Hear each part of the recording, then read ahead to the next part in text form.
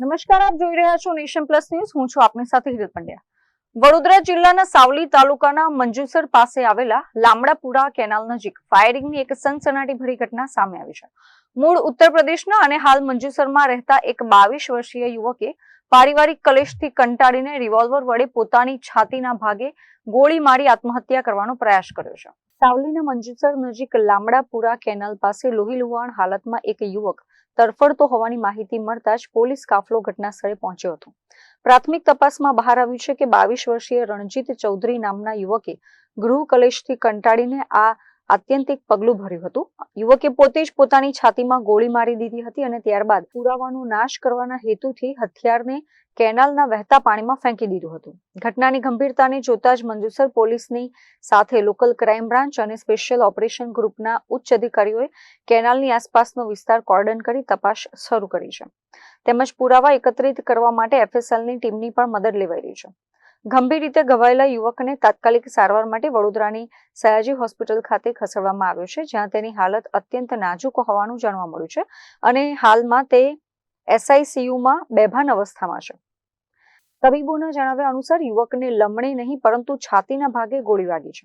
આશ્ચર્યની વાત એ છે કે હોસ્પિટલના ઇમરજન્સી પોલીસ રિપોર્ટમાં યુવક પાસેથી કાગળ અને પેન મળી આવ્યા હોવાનો પણ ઉલ્લેખ છે, પરંતુ હજી સુધી પોલીસ ચોપડે સત્તાવાર રીતે તેનું નામ નોંધાયું નથી અને તેની ઓળખ અજાણ્યા યુવક તરીકે કરાઈ રહી છે.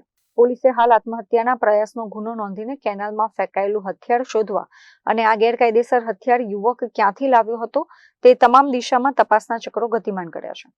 जिला सिद्धार्थनगर उत्तर प्रदेश यूपी का बच्चे हम लोग यहाँ मंजूसर में रहते हैं. बच्चा वहाँ से लमड़ापुरा ड्यूटी जाता है और दो दिन गए नहीं हुआ है, तीसरे दिन एक कांड हुआ. पता नहीं कोई मारा है कि नहीं मारा है. बीबी अपने मायके में है, झगड़ा करके इधर नहीं रहती है मेरे पास में.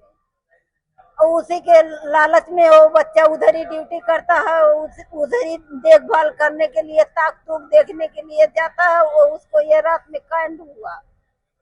अब कौन मारा कौन नहीं मारा ये हमको नहीं पता. क्या करता है?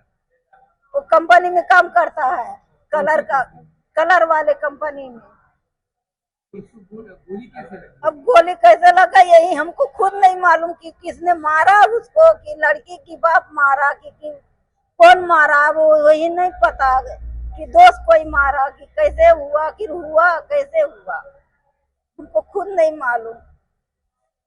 पुलिस वाले क्या कहते हैं? पुलिस लोग 2 बजे हम लोग का फोन गया, तब उठाई मोबाइल तो बोले हम थाने से बोल रहे हैं, थाने में आइए. थाने में आए तब बोलते हैं यहाँ से फिर कैनल पे जाइए. तो कैनल पे गए तो वहाँ पे देखे कुछ खून गिरा था. बच्चे को इधर हॉस्पिटल में लाके किए थे, हमको बच्चे से भेंट नहीं हुआ. तो यहाँ पे 10 बजे बच्चे के लगे हम पहुँचे हैं. पुलिस वाले क्या कहते हैं? कितने जन? हाँ, पुलिस वो लोग बोलते हैं कि ये ऐसा बोला है कि हम खुद का ही मारे हैं. तो खुद का ही मारा है तो हमसे क्यों नहीं बोला? हमसे तो नहीं कुछ बोल रहा है बच्चा. कहाँ लगी गोली? कहाँ लगी? ये सीना पे लगा हुआ है. आपके लड़के का नाम क्या है? रंजीत चौधरी. कितने साल से ड्यूटी करता है?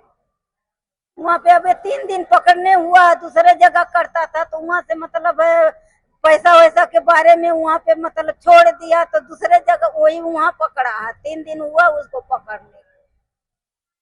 कितने साल का आपका लड़का? 22 साल का है. કેમેરામેન નવનીત પરમાર સાથે Chirag Patel, Nation Plus News, Vadodara.